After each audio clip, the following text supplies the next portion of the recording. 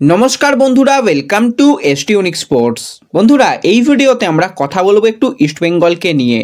ইস্টবেঙ্গলের কিন্তু বেশ কয়েকটা পরিবর্তন আসতে চলেছে দলের মধ্যে খুব তাড়াতাড়ি। সেই পরিবর্তনগুলোকে নিয়ে কথা বলার সাথে সাথে একটু ট্রান্সফার নিউজ নিয়ে, একটু মোহামেডানকে নিয়েও কিন্তু আলোচনা করার রয়েছে এই ভিডিওতে। তার আগে একটাই রিকোয়েস্ট, চ্যানেলে যারা প্রথমবারের জন্য এসেছো মনে করে চ্যানেলটাকে সাবস্ক্রাইব করে নাও, তাহলে তোমাদের প্রিয় দলের খেলার সমস্ত আপডেট তোমরা এখানে পেয়ে যাবে।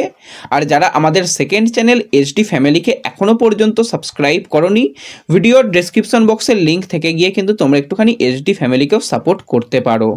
তো প্রথমেই যদি আমরা আইএসএল নিয়ে কথা বলি, তো আইএসএলে ম্যাচ উইক 10 হয়ে গেল, ম্যাচ উইক কিন্তু 11 আসতে চলেছে।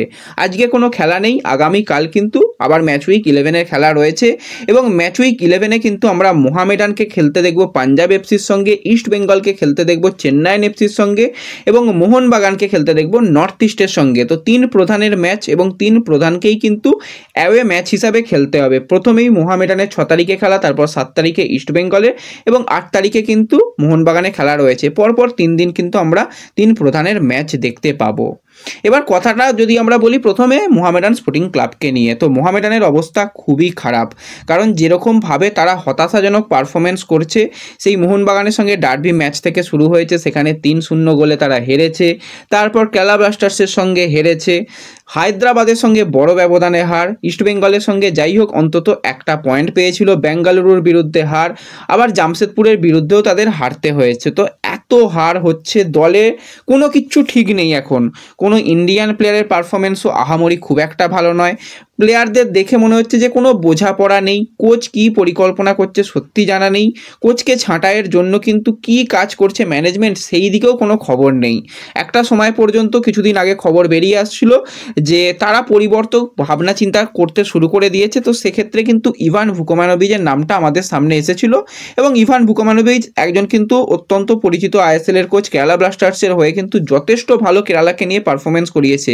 যেই কেরালা প্রতি বছরই তাদের কোচ পরিবর্তন করতো, তো সেই জায়গাতে কিন্তু 21 সাল থেকে 24 সাল মানে প্রায় 3টে বছর ভালো কিন্তু কোচিং করিয়েছিল ইভান ভুকোমানোভিচ। তার দিকে তো নজর রয়েছে, কিন্তু নজর দিলে হবে, তাকে তো নিয়ে আসতে হবে, কোচ পরিবর্তন করতে হবে, প্লেয়ার পরিবর্তন করতে হবে।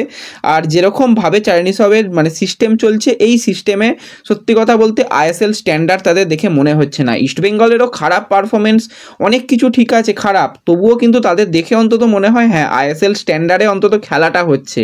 কিন্তু মোহামেডানের সেই স্ট্যান্ডার্ড খেলাটা কিন্তু দেখা যাচ্ছে না। প্রথম দুটো ম্যাচে দেখা গিয়েছিল, আমরা প্রশংসা করেছিলাম যথেষ্ট ভালো দলটা খেলছে, কিন্তু যত দিন গেছে তত কিন্তু খারাপ পারফরমেন্স হয়েছে।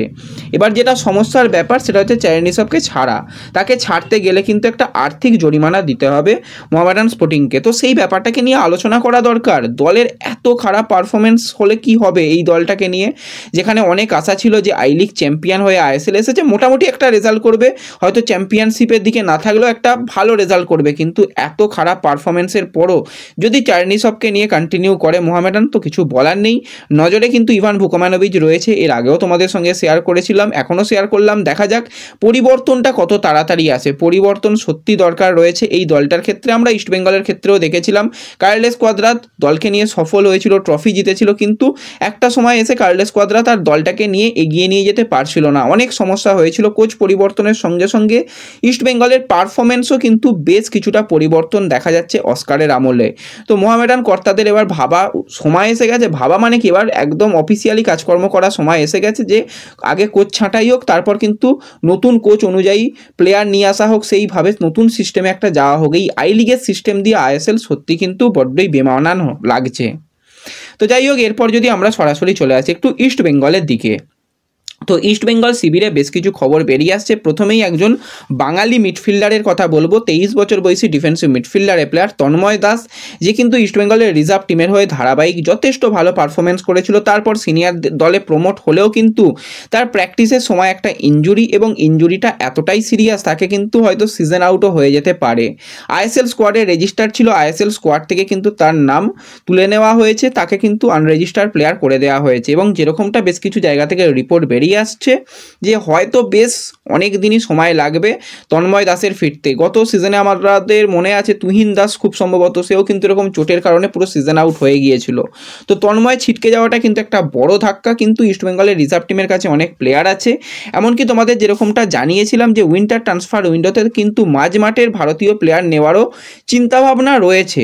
তো দেখা যাক শেষ পর্যন্ত কি চিন্তাভাবনা করে। তন্ময়কে কিন্তু আনরেজিস্টার করে দেওয়া হয়েছে। এবার হীরা মণ্ডলের ব্যাপারে অনেকে জানতে চাইছিলে। হীরা মণ্ডলের ক্ষেত্রেও ব্যাপারটা একই। হীরা মণ্ডল এখনও পর্যন্ত কিন্তু ম্যাচ ফিট হয়নি, মূলত রিকভারি শুরু করেছে। তার খেলতে খেলতে এখনও অন্তত 2 মাস সময় লাগবে। তো সেই জানুয়ারি শেষের দিকে এসে হয়তো হীরা মণ্ডলকে পাওয়া যেতে পারে, কিন্তু এতদিন হাতে এত কম অপশান নিয়ে সাইড ব্যাকে কী করে চলবে জানা নেই। সাইড ব্যাকের সন্ধানেও যে ইস্টবেঙ্গল যেতে চলেছে উইন্টার ট্রান্সফার উইন্ডোতে তোমাদের সঙ্গে আগেই আলোচনা করেছিলাম। তো বেশ কিছু নাম, বেশ কিছু প্রোফাইল কিন্তু এখনই খোঁজা শুরু হয়ে গেছে। আস্তে আস্তে সেই বিষয়গুলো আরও কিছুটা এগোলে তোমাদের পরপর আপডেট দিয়ে দেব, একটু অপেক্ষা করো। এবার যে বিষয়টাকে নিয়ে কথা বলবো যে ইস্টবেঙ্গল কোনো ডিফেন্ডার কি পরিবর্তন করবে। তো হিজাজি মাহেরকে নিয়ে অনেকে বলছিল যে হিজাজিকে পরিবর্তন করে দেওয়াটা ভালো। এবার দেখো হিজাজির ক্ষেত্রে যেটা সমস্যার ব্যাপার, হিজাজির হচ্ছে 2026 সাল পর্যন্ত কন্ট্র্যাক্ট রয়েছে। কন্ট্র্যাক্ট টার্মিনেট যদি করতে হয় তাকে কিন্তু আর্থিক জরিমানা তো দিতেই হবে। প্রত্যেকটা প্লেয়ার, প্রফেশনাল প্লেয়ার, তারা কখনোই চাইবে না যে জরিমানা না নিয়ে বা ঠিকঠাক টাকা না নিয়ে দল পরিবর্তন করতে। তো সেক্ষেত্রে জরিমানাটা কিন্তু একটা ভোগাতে পারে। এবার যদি তাকে লোন মুভ করা যায় অন্য কোনো দলে, অন্য কোনো ক্লাবে বা অন্য কোনো লিগে, সেই চেষ্টা যদি ম্যানেজমেন্ট করে সেটাও কিন্তু ভালো জিনিস।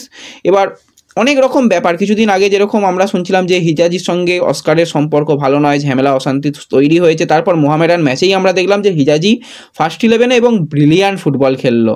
এবং তারপর কিন্তু অস্কার জানিয়েছিল এরকম কিন্তু আমি রিউমোর খুবই পছন্দ করি, সেই সব কান দেওয়ার দরকার নেই, প্লেয়ারের কাছ থেকে সঠিক খেলাটা বার করাটাই আমার কাজ, সেই কাজটাই আমি করেছি। এবং সেক্ষেত্রে হিজাজি কিন্তু নিজের 100% দিয়ে ভালো খেলেছে। তারপর কিন্তু হিজাজিকে এখনও পর্যন্ত এই ছাঁটাই হবে কি হবে না এই নিয়ে কিন্তু এখনও জল্পনা অনেক রকম চলছে। তবু বলবো একটু অপেক্ষা করে যাও, এখনই ফাইনাল কোনো ডিসিশান আসছে না। এই সবে ডিসেম্বর মাসের 1-2 তারিখ হয়েছে, আরেকটু সময় লাগবে। অন্তত 10-15 তারিখের পর ব্যাপারগুলো আরও ক্লিয়ার হবে যে কোন দিকে যেতে চলেছে। অনেক নাম বাজারে ঘুরছে, অনেক নাম বলতে গেলে মানে পরপর নাম বলাই যেতে পারে। তবু বলবো আরেকটু সময় আমি নিই, আরেকটু ভেরিফাই করি, আরেকটু যদি কথাবার্তা কোনো প্লেয়ারের সঙ্গে এগোয় বা কিছু হয় তবে সেগুলো জানাবো। তার আগে কিন্তু একটুখানি অপেক্ষা করে যাওয়াটাই ভালো।